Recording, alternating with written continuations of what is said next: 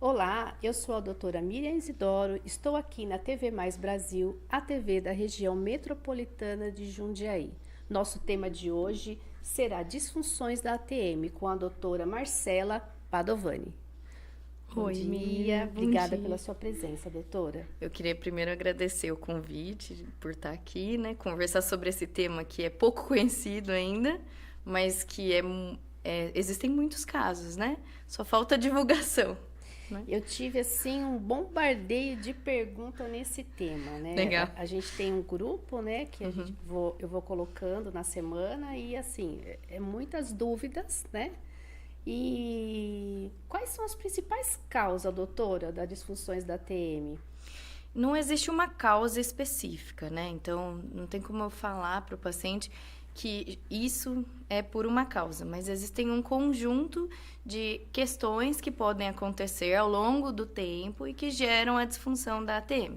Ela pode ser de origem articular, então realmente uma disfunção articular, muscular ou, na maioria dos casos, mista, que envolve a parte articular e a parte muscular. Pode ser por microtraumas, pode ser por questões genéticas, né? Alterações de parte óssea, desenvolvimento ósseo. Pode ser por questões reumatológicas, então associadas à doença autoimune, fibromialgia, artrite, artroses, né? Degenerações ósseas mesmo. E a gente sabe hoje que ela é predominantemente no público feminino. Na mulher, principalmente porque a gente passa por muitas alterações hormonais que podem influenciar e acabam influenciando todas as articulações do nosso corpo. E a TM não é diferente, né? Que é essa articulaçãozinha próxima ao ouvido. Então, acaba na mulher sendo um fator, né? Além disso, as mulheres têm uma predisposição a ter frouxidão ligamentar. Então, as articulações, os ligamentos do nosso corpo serem um pouquinho mais frouxinhos do que o do homem. Isso também predispõe, facilita uma disfunção da ATM.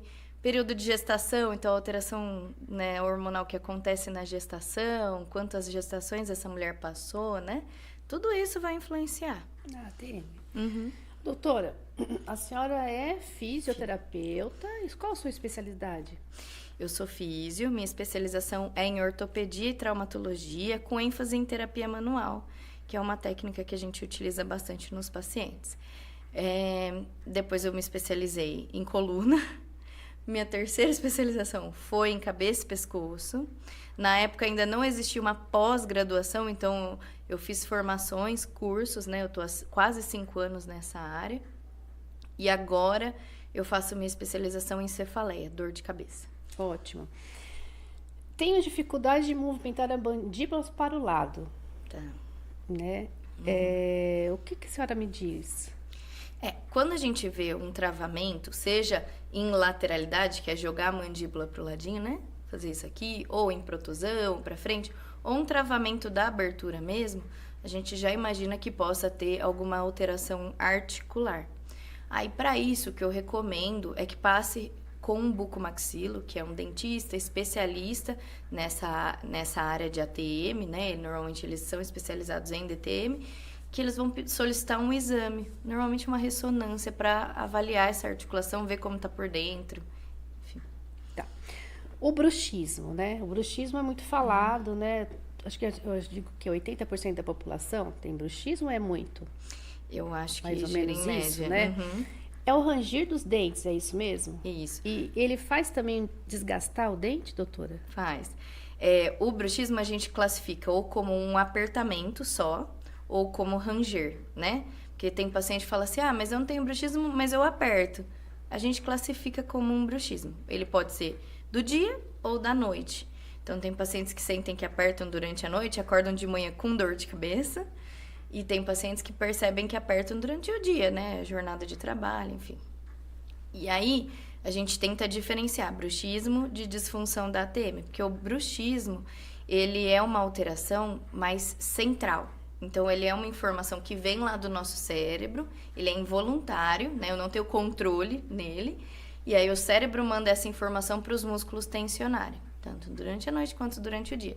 Ele não é causado por sintomas psicológicos, mas ele é muito potencializado. Então, ansiedade, depressão, estresse, isso tudo piora muito o bruxismo.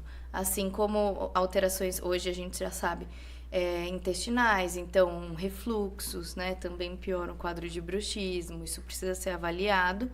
E aí o que ele gera no paciente, em questão, na visão de dentes, ele gera desgaste dos dentes, é a primeira coisa que a gente vê. Gera a língua marcadinha com as marcas dos dentes, porque normalmente o paciente, além de apertar, ele empurra com a língua os dentes, sabe? Gera sensibilidade, porque esse desgaste dos dentes vai gerar uma sensibilidade, retração gengival, e a longo prazo, quando não controlado, pode gerar fratura nos dentes, então aqueles lascadinhos, depois fraturas maiores e até traumas maiores, fraturas mesmo, né? Que geram até canais ou extração de dente mesmo. Ou extração de dente. Uhum. E na físio, pro bruxismo, o que você recomenda? O que você como doutora? O bruxismo, o que a gente mais vai avaliar na fisioterapia são as questões de tensão muscular. Porque o bruxismo, ele pode ser um coadjuvante, né? Em gerar dor orofacial e dor de cabeça, né? Então, a gente vai avaliar se esse paciente tem tensão nos músculos mastigatórios, principalmente, aí masseter, temporal, pterigóide lateral, que é o músculo mais interno da boca. Esses músculozinhos a gente vai avaliar se eles têm tensão e se tem ponto gatilho, que é um ponto específico de tensão que forma no músculo, que é a fibra muscular. É toda paralelazinha, uma do lado da outra, cheia de fibrinas, né? É como se, eu explico assim para os pacientes, é como se uma fibrina ficasse por cima da outra e formasse um pontinho de tensão. Quando a gente aperta, gera aquela dor que é bem específica, que irradia, sobe para a cabeça, desce para o pescoço, pulsa, lateja. E é esses pontinhos que é muito difícil que o paciente consiga tratar. Então ele fala assim, doutora, eu tomo relaxante muscular, até melhora. Passou o efeito, volta. Porque o ponto gatilho não foi desativado. E aí é isso que a fisioterapia principalmente vai tratar.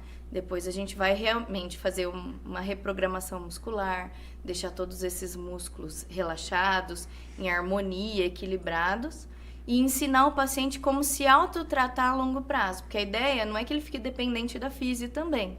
É que ele saiba como manejar essa dor em casa para começar o tratamento quando começa o sintoma. Porque se você deixa formar o ponto de tensão, aí é muito difícil tratar.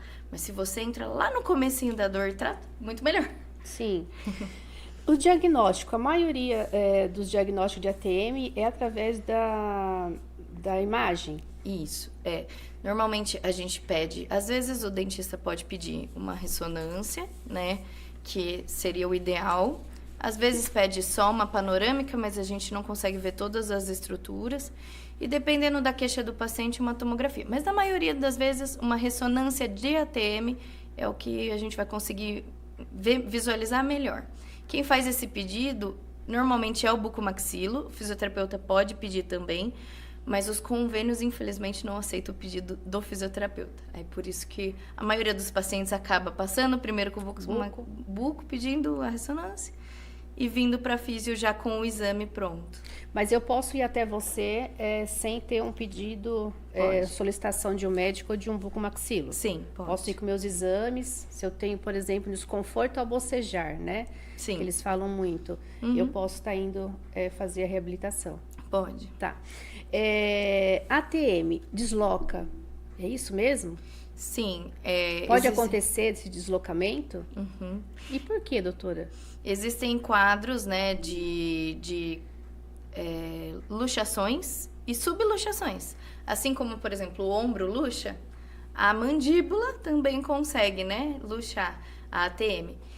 Normalmente são quadros onde acontece uma ação mecânica, um estresse mecânico dessa articulação muito grande e muito rápido. Então, por exemplo, eu tive um exemplo clássico esses dias de uma paciente que foi fazer uma extração difícil de um dente, então foi tirar um dente, não foi culpa do profissional, mas acabou luxando a ATM pelo esforço, né, para fazer. Ou então, existem pacientes que falam, eu fui bocejar de uma vez e saiu do lugar e aí eu não consegui reposicionar. Minha mandíbula ficou travada, eu não consegui fechar mais a boca. Pode acontecer um travamento menor ou com a boca mais aberta, né? Independente. E aí existem manobras para isso. Quem faz é o bucomaxilo. Se você for ao hospital, que é o mais indicado, é o bucomaxilo que vai te avaliar e reposicionar. É uma manobra rápida e já gera um grande conforto para o paciente. E isso na fisioterapia, depois que recoloca, precisa fazer algo? O indicado, normalmente eles indicam mesmo para físio, por quê? Pelo estresse mecânico, então gera um processo inflamatório ali naquela articulação, porque todos os ligamentos foram estirados, a articulação mudou muito de posição, então esse estiramento rápido de todos os tecidos vai gerar um processo inflamatóriozinho local. E aí seria indicado a fisioterapia, a gente tem alguns recursos para isso, por exemplo, o laser, né? Que é um aparelho que faz fotobiomodulação, então diminui o processo inflamatório e melhora bastante esse desconforto para os pacientes. Doutora, o estresse, né? Hoje acho que é o mal do século, né? A tensão emocional, ela afeta bastante a articulação? Afeta. E como que você pode ajudar aí nessa parte? O que eu explico para os pacientes principalmente essa questão de entender o porquê, né? O que está acontecendo. Porque se a gente pegar a população geral e fizer um exame na ressonância, de uma ressonância da ATM e ver essa articulação, muitos pacientes vão ter desgaste. A maioria vai ter, porque é uma articulação que a gente usa o tempo todo para falar, comer. E nem todos os pacientes vão gerar sintomas, né? Então, eu tento explicar isso para os pacientes. Por que está gerando sintoma em você? Às vezes, essa questão do estresse é muito comum em mulher, que eu falo que a gente não desliga, né? Não. Então, a gente está ali, por exemplo, cozinhando, está pensando que tem que fazer depois, e isso, eu tenho que fazer aquilo. Então, é uma rotina que não é aquele estresse máximo, um pico de estresse, mas são situações estressantes do dia a dia que vão acumulando. E da mesma forma é a ansiedade, da mesma forma são quadros depressivos. E às vezes o corpo, isso a gente sabe, é muito falado, ele vai refletir de alguma maneira o nosso estado emocional. E para algumas pessoas vai refletir no rosto, seja com uma dor de cabeça, seja com uma disfunção da TM ou um bruxismo, né? Então é legal que a gente trabalhe em conjunto. Então às vezes vai entrar mesmo a fisioterapia, uma psicóloga, um neuro ou um bucomaxilo para fazer esse trabalho multidisciplinar, porque daí a gente chega num resultado para esse paciente, né? Aquela dor cervical, né? Bem na pontinha assim da cabeça, né? Já passou com neuro, já fez ressonância, não tem vértebras ali comprometidas, né? A gente fala de protusão e tudo mais. Pode ser da TM? Existe uma correlação postura, dor cervical, né? Tensões da cervical e ATM. Precisa ser avaliado de caso a caso, porque o que eu percebo nos pacientes tem uma correlação de tensão. E nos pacientes que é bem diretamente relacionado, quando a gente trata a disfunção da ATM, se tem uma disfunção da ATM, melhora a cervical e ele não se queixa mais. Para alguns pacientes que às vezes trabalham, por exemplo, em movimento repetitivo ou uma postura ruim de trabalho, né, a cervical numa posição ruim, que sofre uma sobrecarga maior, aí a gente vai ter que investigar se não é realmente algo da cervical. Por mais que não tenha uma alteração na articulação, então não tem uma alteração na coluna. Mas a gente tem outras estruturas, tem ligamentos, nervos, parte muscular, fáscia. Então, tudo isso precisa também ser investigado, né? Não é só a coluna em si. Então, pode ter uma relação, e aí a gente consegue ver na prática clínica dos pacientes que têm essa relação direta e uma relação indireta, que depois que a gente trata de TM, vai ter que trabalhar um pouquinho da cervical também. E assim, eu não tenho condições de fazer uma ressonância, mas eu tenho a dor na TM. Você consegue, em algum teste da físio, notar algo diferente? Sim. Pela avaliação clínica, então, o que eu faço na prática ali, a gente consegue entender o quadro do paciente inicial. Então, consegue entender se tem uma origem muito mais muscular, como é essa disfunção, qual o prognóstico, né? Se é um prognóstico melhor dentro da físio. E alguns casos, aí eu explico para o paciente, falo, olha, a gente precisa investigar a sua articulação, porque a gente precisa ver como está por dentro, ver como é que está a saúde da articulação, porque talvez seja um trabalho em conjunto com o bucomaxilo, não só a fisioterapia, né? Mas esses casos específicos, eu vou conversar com o paciente para explicar para ele o porquê de investigar a articulação, né? Se for uma causa muito mais muscular, é o que a gente mais trata na fisioterapia. Não que a gente não trate a parte articular, mas às vezes vai precisar desse tratamento em conjunto e principalmente de um exame de imagem para saber exatamente como tá, né? Aquela cirurgia ortognática, né? Você faz pós-operatório também, né? Bastante, né? Uhum. Tem alguns pacientes que falam, né, que após a cirurgia não tem o abrir de boca igual tinha antigamente. No que você pode ajudar para esses pacientes, mesmo que tenha um ano? Eu tenho uma paciente que falou que tem 1 ano e meio que ela fez a cirurgia e ela sente que ficou preso, né? Aí é o que eu falo, que uma fisioterapia bem feita vai gerar um resultado maravilhoso para o paciente e é o que vai mostrar para ele um pós-operatório bom e um pós-operatório que às vezes gera algum sintoma ainda desconfortável. Porque quando a gente pensa em abertura, a abertura ideal da boca é de 35 milímetros a 40 milímetros, é o padrão. E às vezes o paciente ele tem uma abertura ali de 35, 32 milímetros, que não é ruim. Mas quando a gente vai avaliar os movimentos acessórios da mandíbula, então lateralidade, protusão, eles estão diminuídos. Se a gente pensar, quando a gente vai abrir a boca, a articulação ela rola, faz um rolamento e um deslizamento anterior, né? Então, às vezes, não tá tendo todo este movimento.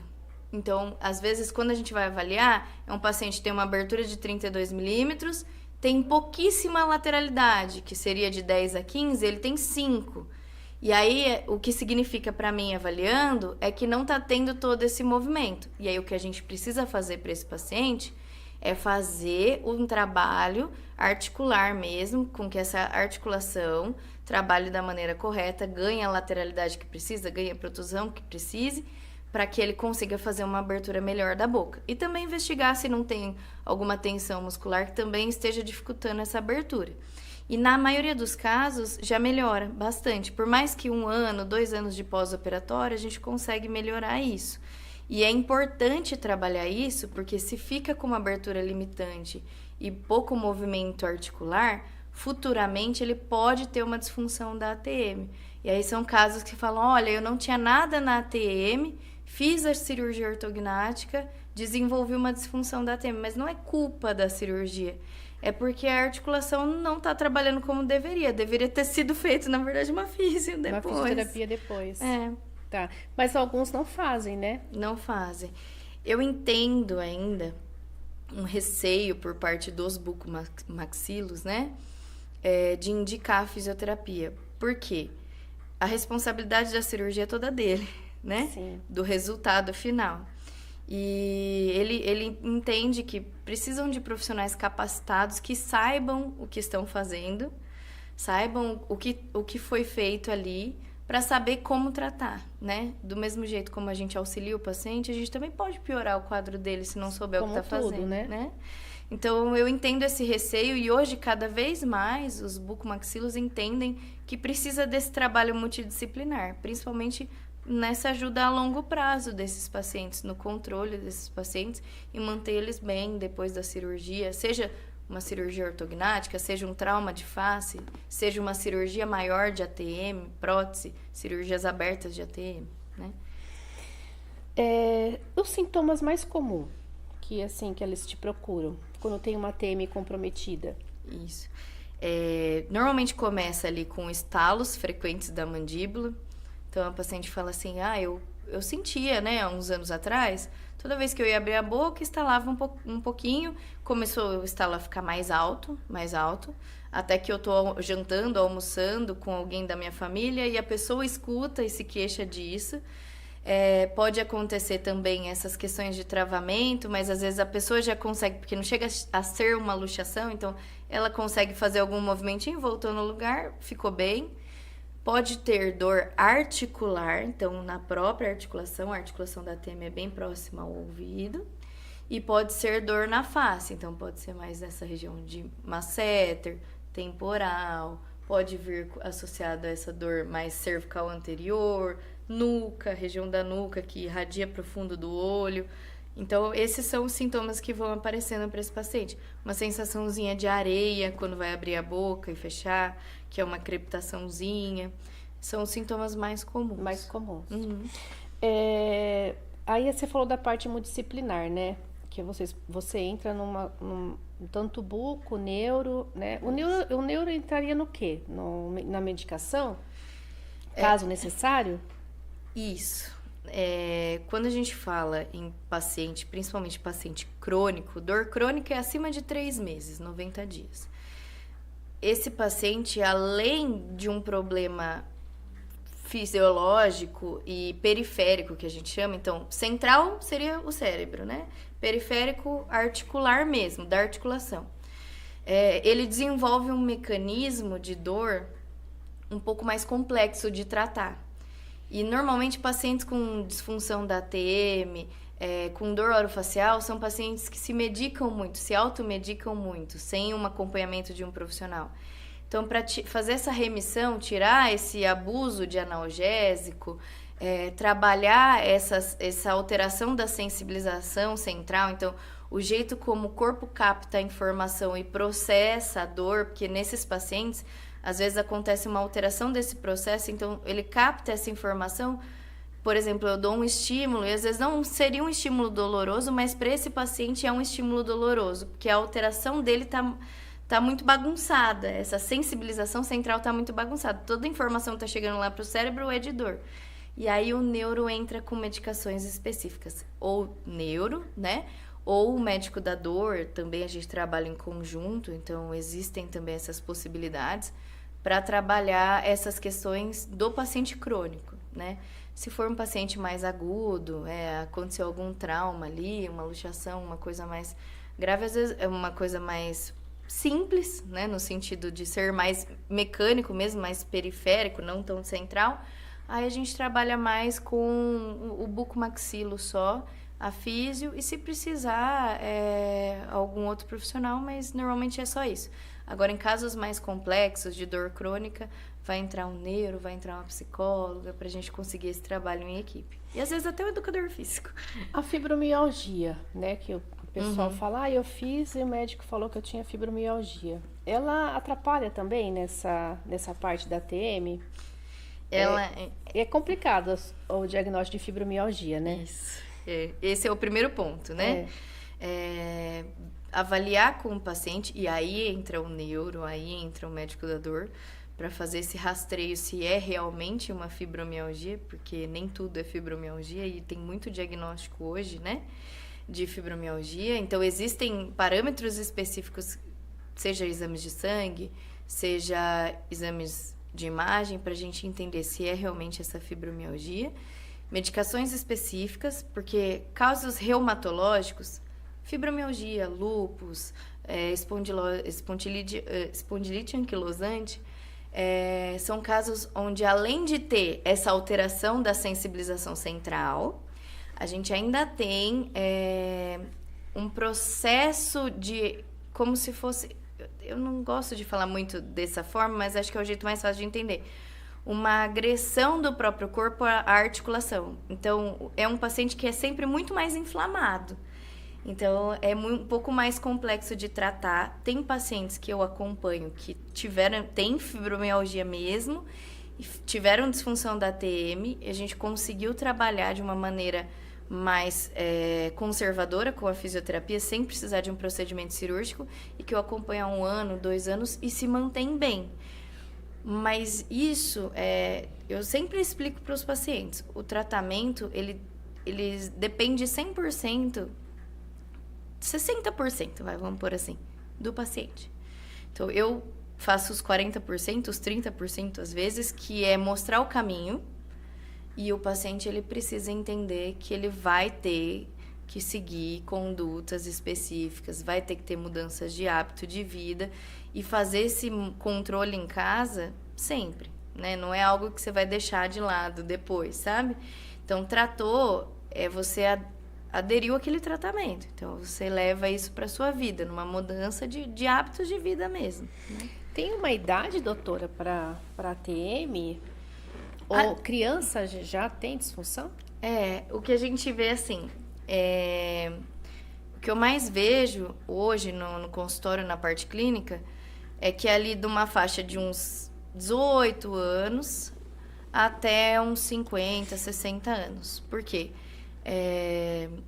Com 18 anos, às vezes já veio de um histórico lá de uso de aparelho, já, às vezes, antes do uso de aparelho, tinha uma sobrecarga da ATM, às vezes pode acontecer um bruxismo infantil, juntou com essa questão do aparelho, que, enfim, para alguns pacientes corrige a oclusão, mas às vezes não deu tanta atenção a essa sobrecarga da ATM, então a gente precisa avaliar ali. Já tinha questões de hábitos parafuncionais, que são hábitos que a gente não deveria ter, mas tem. Aí eu vou falar disso bonitinho, explicar o que é. E juntando todos esses fatores, vai chegar lá na adolescência e acaba tendo já esses sintomas. Pode ser sintomas mais leves e pode ser sintomas mais graves, já com travamento da abertura, travamento articular ou muita dor articular. E aí são pacientes que se encaminham para procedimentos cirúrgicos. Mas, no geral, é dos 20 até ali uns 60. Por que 60? A gente entra na menopausa. Mulher, né? A gente entra na menopausa.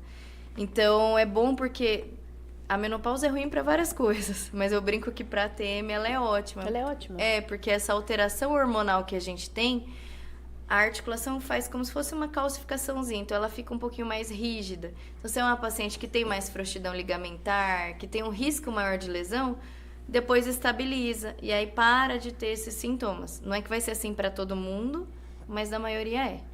Nossa, legal.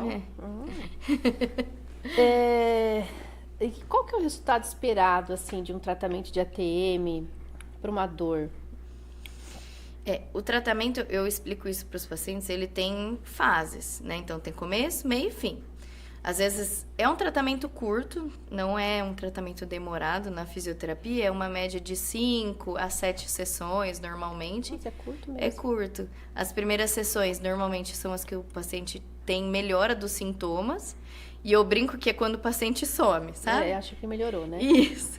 Ele vem, a gente trabalha mais técnicas passivas, onde eu faço mais técnicas nele, e acaba melhorando 80% dos sintomas nessas primeiras sessões.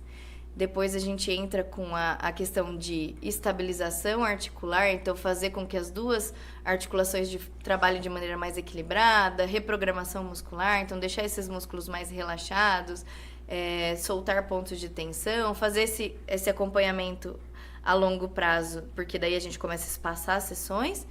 E aí, no final, eu só dou alta para o paciente quando ele começa uma atividade física. Porque a gente sabe, ele precisa ter essa rotina de exercício, de atividade física, para ter, principalmente, um controle melhor da parte até emocional mesmo, né? De estresse, de ansiedade. Também influencia na questão postural, então diminui a sobrecarga desses músculos de ombro, cervical e melhora, consequentemente, a ATM também. Doutora, o siso, né? Eu sei que você não é bucomaxilo, mas você entende um pouco mais aí dessa parte da boca também. Tem um paciente que retirou os 4 sisos, né? E notou que, após isso, a mastigação dele incomoda, sente algumas... como se fosse uma... Como que eu posso dizer? A hora que ele mastiga, uma sensibilidade. Isso pode ser do siso ou é da mandíbula? Tem que ser avaliado de caso para caso, sabe? A retirada do siso, às vezes o paciente vai ficar ali muito tempo com a boca aberta. Não só o siso, como qualquer outro procedimento em dente que leve muito tempo para ser feito, né? E você ficar ali muito tempo com a boca aberta pode gerar uma sobrecarga na ATM e pode aparecer esses sintomas. Então, às vezes o paciente não tinha sintoma, na verdade já tinha já era favorecido que ele tivesse uma disfunção da ATM, mas nunca teve um estresse mecânico, ele ficou bem. E aí acabou que pelo estresse mecânico de ficar muito tempo com a boca aberta, gerou mais sintomas de disfunção da ATM. E aí quando ele vem para mim, e aí a gente avalia e vê se realmente pode ser uma disfunção da ATM, mas ela não tem tanta questão com sensibilidade na hora da mastigação. Pode ser um desconforto muscular na hora de mastigar, mas não relação com sensibilidade. Aí teria que avaliar se ele já não tem alguma outra questão dentária mesmo. Dentária. É. E o zumbido? A maioria fala que após também um trauma ou sente esse zumbido. Na ATM, a gente consegue dar uma melhorada nesse zumbido? Ou esse zumbido é neural? O zumbido, ele pode ser avaliado como central ou periférico, que seria somatosensorial. O zumbido é muito complexo de tratar. Eu acho que uma das coisas mais complexas que a gente tem hoje para tratamento, porque ele pode ser várias causas. Ele nunca vai ser uma causa só, na verdade. Mas quando a gente avalia o paciente e vê que ele tem uma possibilidade de ser um zumbido somatosensorial, então são pacientes que o zumbido modula quando movimenta a cabeça, então o som altera quando movimenta a cabeça, o som altera quando faz atividade física, o som altera quando a gente aperta esses músculos da face ou da cervical, e aí ele percebe que essa mudança no som aumenta, diminui. Aí é um paciente que pode ser elegível para tratar com a fisioterapia, né? E hoje a gente sabe, a maior causa de zumbido é, em primeiro lugar, perda auditiva, em segundo lugar, disfunção da ATM. Então, sim, se ele tiver uma disfunção da ATM, pode não ser o principal, mas pode estar influenciando. Então, às vezes, quando a gente trata o paciente de zumbido e vê essa disfunção da ATM, trata a disfunção da ATM, trata essas questões musculares, a gente pode diminuir a intensidade do zumbido. Então, diminui o volume do som ali para ele, a percepção, né, do zumbido. E isso é muito bom para um paciente de zumbido.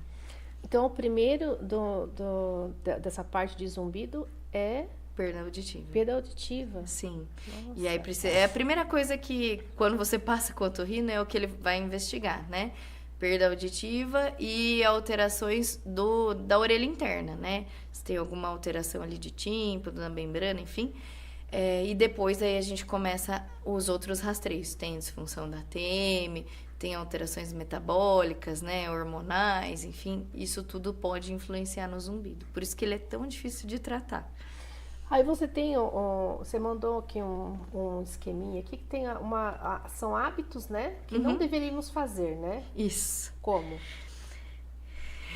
Então, hábitos parafuncionais são hábitos que a gente não deveria ter, mas a gente faz. Então, são hábitos que podem sobrecarregar ainda mais a ATM. Mastigar de um lado só, mascar chicletes, morder não só caneta, mas o cantinho da boca, a pelinha da unha, porque a gente sempre morde do mesmo lado, né? Se a gente prestar atenção. Apertar os dentes durante o dia, não se policiar e manter apertado, né? Às vezes está trabalhando, trava a mandíbula. Questões de, por exemplo, apoiar muito a mandíbula, né? No trabalho, no computador, ou dormindo mesmo, dormir sempre apoiada, né? Todo tipo de esforço e sobrecarga que acontece em cima da ATM. Mastigar de um lado só, por exemplo, é porque sempre que eu mastigo, né, de um lado, a articulação contralateral sofre sobrecarga, né? E isso também, eu falo para os pacientes, tem que investigar, porque às vezes mastigar de um lado só, você adquiriu esse hábito porque você não tem uma alteração em dente, alguma coisa ali do outro ladinho, e nunca investigou. E aí tem essa dor no dente e acaba jogando a mastigação para o outro lado. Então precisa ser tratado, né? É isso. E hábitos que a gente pode evitar nos pacientes com disfunção da ATM. Então, por exemplo, comer coisas muito duras, né? Mascar chicletes, eu até peço para parar com esse hábito, mas uma bala de vez em quando, né? Reduzir, porque tem pacientes que consomem todos os dias, né? Então, esses hábitos também podem influenciar. E a comer castanha, isso? Pipoca, amendoim, com frequência, é isso? Alimentos duros? Isso, alimentos mais duros. Eu não digo para sempre, mas eu digo principalmente nos momentos de crise. Então, tá com dor, evita, né? É isso. Legal. Aí tem a parte da responsabilidade do paciente, né, que você falou aí para nós.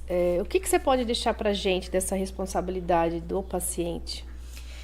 Ele tem que entender, isso eu sempre falo para todos os pacientes, que quando ele adquirir um tratamento, então seja um tratamento para ATM, seja um tratamento para ombro, joelho, coluna, ele não vai chegar num fisioterapeuta, deitar na maca e todos os problemas vão ser resolvidos. Quem dera fosse assim, mas infelizmente... Seria muito bom, né? Seria ótimo, mas infelizmente não é isso que acontece. O que a gente sabe hoje é que grande parte do tratamento é essa orientação de como, o que influencia, o que ele também tem que buscar na rotina dele para melhorar. Então, controle do estresse, controle principalmente do sono. Se tem um sono ruim, ele não vai ter um relaxamento total. Isso é ruim para o corpo dele, né? Hidratação, beber água, todas as articulações do corpo precisam de água, uma boa alimentação. Além dessas orientações técnicas com embasamento científico, que é o que a gente faz lá no consultório, e que às vezes ele vai ficar com esses exercíciozinhos para casa, né? E uma rotina constante. Porque assim como é para a coluna, que ele tem que fazer uma atividade física para manter a coluna dele saudável, para a ATM também. Então ele vai ter que seguir aquelas rotininhas de exercício para a ATM dele. Eu falo que entra na rotina, como é escovar o dente, como é beber água, uma sequência de exercício básico ali para a TM que ele vai ter que fazer todos os dias para manter a TM saudável. E ele já sabe disso, meus pacientes sabem disso porque eu mando essa apostilinha para eles e ele tem que fazer esse controle em casa e é quando a gente vê que o paciente se mantém bem. E a atividade física aí é para tudo, né? Hoje a gente fala que a atividade física não é mais pensando no corpo perfeito, existe uma grande divulgação da atividade física para questões emocionais, psicológicas, né, sociais, sair daquele ambiente que você vive, ir para um outro ambiente, socializar, sair daquele pico de estresse, né, relaxar, ter um momento seu, fazer essa atividade física, ter liberação de hormônios que são bons para o nosso corpo, isso tudo vai influenciar numa rotina melhor para o paciente. Doutora, você trata autista também? No sentido de disfunção da ATM, TM. Aí é o que eu explico para as dentistas, principalmente em questões de bruxismo infantil e autismo, eu acho que cabe muito mais a fono, porque não entra só questões articulares, né? Então, ou musculares, entra muito uma questão da dinâmica, às vezes, da fala daquele paciente, de alterações da motricidade orofacial. E aí a fono entra muito melhor nessa área do que a físio. Por isso que eu acabo encaminhando para fono e fono especialista em motricidade orofacial, que daí vai trabalhar. Isso a gente percebe tanto nos pacientes jovens, né? Seja criança, seja adolescente em tratamento ortodôntico, uso de aparelho, seja pacientes, né, com algum tipo de alteração cognitiva, a gente percebe que eles têm uma dinâmica diferente da fala mesmo e da mastigação. Então, às vezes, quando vai fazer uma fala, a língua empurra a mandíbula, ele faz, por exemplo, um movimento exacerbado de lateralidade. Então, isso é muito mais da dinâmica, e aí a fono trabalha melhor. Melhora essa motricidade. Isso. Como seria um exercício de triângulo, né, que o pessoal fala muito? Ele serve para quê? Aí, quando a gente pensa nos exercícios, eu nomeio como do triângulo, né? Isso. São exercícios para trabalhar justamente aquilo que eu falei, de melhorar o rolamento, melhorar o deslizamento. Existem vários tipos de exercício. Eu falo que para cada paciente cabe um exercício. Às vezes, no sentido que ele faz, ativa mais uma musculatura, e no sentido que ele faz, ao contrário, ativa outra. Então, precisa ser avaliado o que está mais fraco nesse paciente para a gente trabalhar melhor essa musculatura. E os exercícios do triângulo são mais para trabalhar essa parte articular. Existem outros exercícios, várias hipóteses, né? Existem aparelhinhos que a gente usa, eu não utilizo tanto, mas existe também os hiperboloides, que são aparelhinhos que a gente faz, que seriam mais guias, né? Para facilitar aquele movimento se o paciente não consegue. Ah, eu não consigo fazer a lateralidade, eu jogo a boca e não jogo a parte articular. Então, são facilitadores ali. E aí é isso, serve para trabalhar essas questões articulares mesmo. Ótimo. Vitamina D, ela é importante nessa parte da TM? Depende muito. Eu falo que suplementação vitamínica, ela vai depender, por exemplo, um paciente de pós-operatório, a gente sabe que suplementação vitamínica é muito importante, porque vai agir principalmente em cima da recuperação e retorno, estímulo do nervo, que às vezes o nervo vai estar comprometido, ele pode ter uma perda de sensibilidade, que a gente chama de parestesia, e aí complexo B é muito importante para esses pacientes. Existem até medicações específicas para influenciar nesse retorno, né, da informação. Vitamina D seria mais no caso articular, seria isso? Para articulação. Não tem muitos estudos comprovando ainda. O que é mais comprovado hoje em desgaste articular seria ácido... Me fugiu a palavra. Não é ácido. Eu vou lembrar o nome. Colágeno tipo 2 hidrolisado. Isso. Tá. Que daí age em cima da recuperação. O que eles fazem também, por exemplo, quando tem algum desgaste articular, um dos procedimentos menos invasivos da articulação da TM é a lubrificação com a viscosupplementação, que é o ácido hialurônico, mais alguns outros componentes que lubrificam aquela articulação, formando como se fosse uma nova cartilagem para esse paciente. É feita uma aplicação, é isso? É uma aplicação, isso, é uma agulhinha. Com aquele ácido hialurônico que usa para preenchedor. Na verdade, é uma viscosupplementação, mas a composição é ácido hialurônico, mais alguns outros componentes. Às vezes algum complexo vitamínico, às vezes alguma medicação. Ele faz uma aplicaçãozinha articular. Como é feito no joelho também, isso, né? Exatamente, mesma coisa. Legal. E o Botox, doutora, para para essas dores articulares, que você fala alguma coisa? Ou não fala nada? O Botox são para pacientes eletivos. Então, tem uma linha de tratamento. A gente sempre fala que, a princípio, né, é o tratamento conservador, então seria a fisioterapia. E se o paciente tem esse bruxismo do sono à noite, uma placa bem feita, mio-relaxante, para dormir. A placa bem feita, ela tem que ser de acrílico, ela não pode ter nenhum material de silicone na composição, senão ela vai influenciar em ativar mais o fuso muscular e tensionar mais essa musculatura. Então, ela tem que ser de acrílico, porque quando o paciente morde, uma estrutura rígida diminui essa ativação do fuso muscular. E aí, em alguns casos eletivos, quando a gente não tem a melhora que a gente deveria ter com a fisioterapia e com o uso da placa, se ele tem uma formação recorrente de pontos de tensão, aí o Botox é indicado, tá? Mas eu falo que o Botox, ele é como se fosse uma janela terapêutica. Então, é um período que o paciente está sem dor, e a gente aproveita desse período para trabalhar e estabilizar melhor essa musculatura para diminuir a sobrecarga de músculos específicos.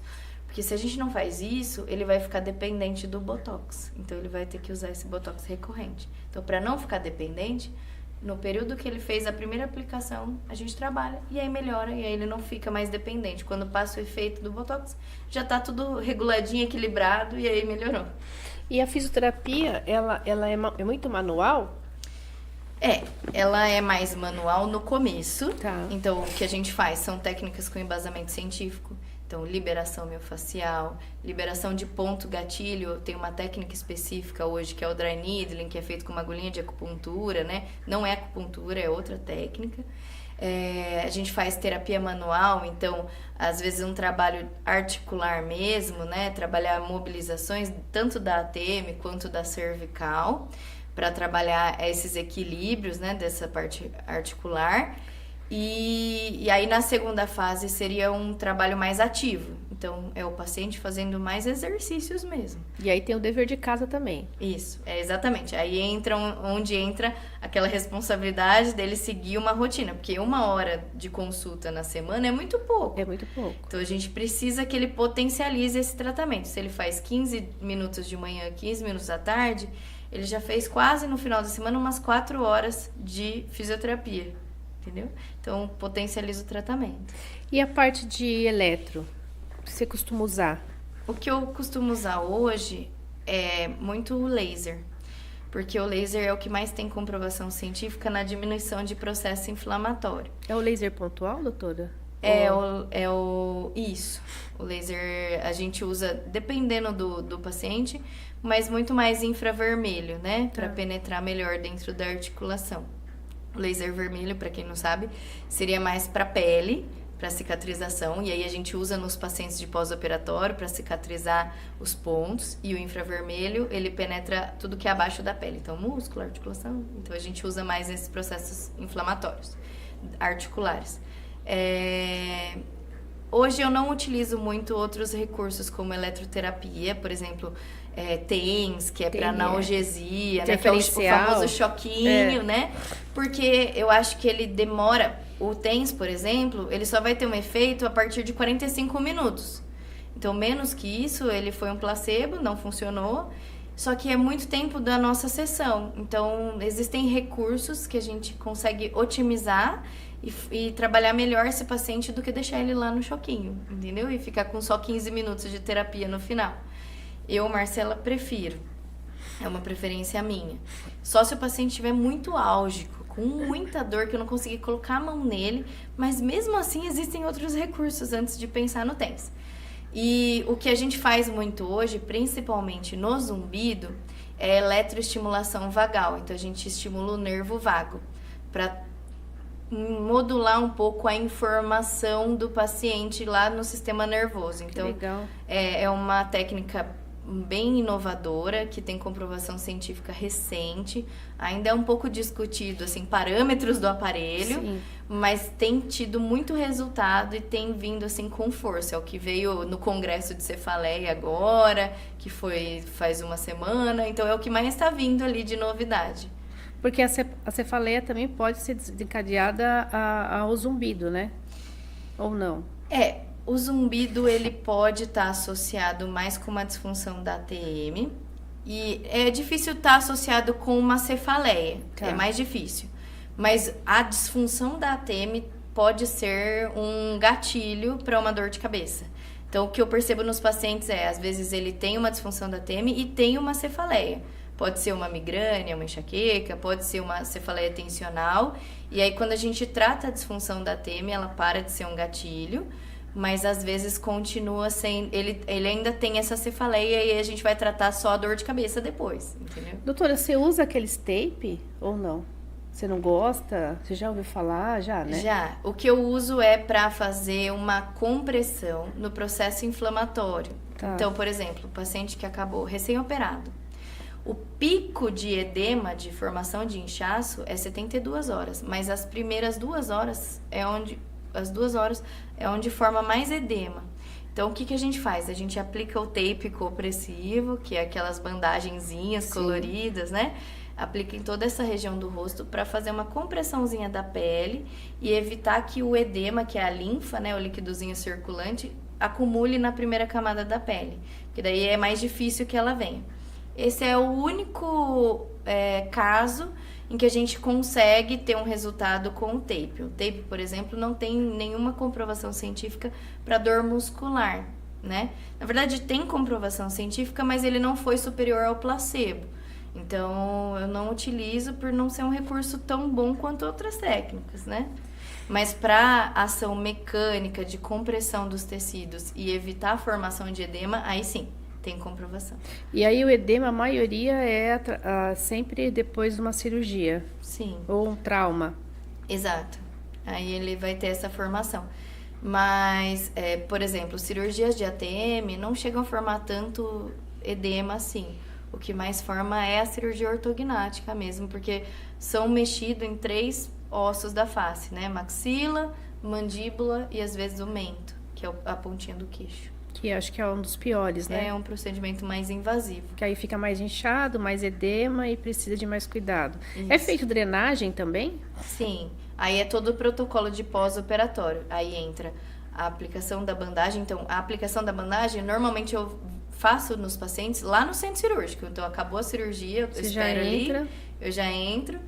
Eu aplico a bandagem, aplico o laser, que estimula melhor esse retorno da sensibilidade e controle do processo inflamatório. E já aplico o gelo. Então, ele fica ali... O gelo? Por quê, doutora? O gelo, ele é utilizado para fazer uma vasoconstrição. Então, ele diminui a circulaçãozinha de sangue lá nos vasinhos do rosto. E esse metabolismo está muito acelerado, gera também, essa passagem de sangue maior no rosto, gera o edema, né? Então, se a gente consegue controlar melhor isso com o gelo, não forma tanto inchaço assim. E aí, depois no consultório, ele começa com 4 dias de pós-operatório, aí são feitos todos os protocolos. Seja de drenagem, aplicação do laser, a gente faz uma liberação muito leve da cicatriz para evitar aderências, fibroses, né? E aí, com 15 dias e autorização do bucomaxila, a gente começa o ganho de abertura para esse paciente, porque com 40 dias ele vai estar liberado para comer. Para comer, isso. Porque eles vão querer comer, né? Isso. A maioria quer comer aquele lanchão grandão. Isso, então tem que conseguir pelo menos abrir a boca um pouquinho ali. E voltando ao laser, ele é um laser de baixa potência? É um laser de estética? Como é que é esse laser? Ele é um laser... Na verdade, não. É o laser de alta potência. De alta mesmo. potência. Tá, legal. E aí a gente usa sempre nessa parte de analgesia. Isso. E reabilitação. Não tanto para analgesia, é mais para diminuição do processo inflamatório. Tá, como se fosse um anti-inflamatório. Isso. E para estimulação nos casos da condução da informação do nervo, né? Tá, legal. E então você falou de 5 a 7 sessões, né? Para eu ter uma resposta bacana, é pouca, né? Não é um trabalho curto. É um trabalho curto, não é um trabalho demorado, né? Uhum. E os fatores vai depender também do paciente, né? Isso. 60% do paciente. E onde eu te procuro, doutora? Onde a senhora atende, né? A gente tem uma clínica em Jundiaí, a Clínica Palato. Ela fica na Rua Santos Dumont, número 179, na Ponte São João. Então, é aqui em Jundiaí mesmo. E eu deixo depois o contatinho da clínica. Ótimo. E aí, então, eu não preciso te procurar através de uma carta, de um médico. Aí você tinha falado que os convênios, né, não cobrem, né, essa parte de ATM. Depende do convênio. Tá. Depende muito do convênio do paciente. Alguns cobrem reembolso de fisioterapia no geral, né? E alguns não. Os que cobrem reembolso, esse reembolso é sempre parcial, nunca vai ser 100% o valor da consulta. Então, a gente emite todas as documentações, entrega isso para o paciente e ele pede pelo aplicativo de celular do convênio. Mas, infelizmente, ainda como é um trabalho pouco divulgado, pouco conhecido, os convênios não oferecem esse serviço um profissional pelo convênio. Então, seria só essa alternativa por meio de reembolso. Acho que você, como fisioterapeuta, sabe, assim como eu, infelizmente a gente não tem condição de atender convênio pelo valor muito baixo que eles pagam hoje para o fisioterapeuta. É um profissional, a gente é muito desvalorizado frente ao convênio, né? Sim. Então, por isso que a maioria dos profissionais que são especializados na área da fisioterapia acabam atendendo só de maneira particular e fazem esse método, né, de reembolso. De reembolso, que nunca também é 100%, né? Isso. Tá. Obrigada, doutora. Adoramos aí a conversa. Eu falo que é um tema, assim, bem bacana, né? A ATM é um tema que o pessoal fala muito de desconforto, né? Sim. O zumbido, a dor, né? O inchaço na hora de dormir, o bruxismo, né? Uhum. Obrigada pela a orientação que a senhora passou pra gente. Estamos aqui na TV Mais Brasil, a TV da região metropolitana de Jundiaí, a todas as quartas-feiras, às 10 da manhã. Até logo. Muito bom.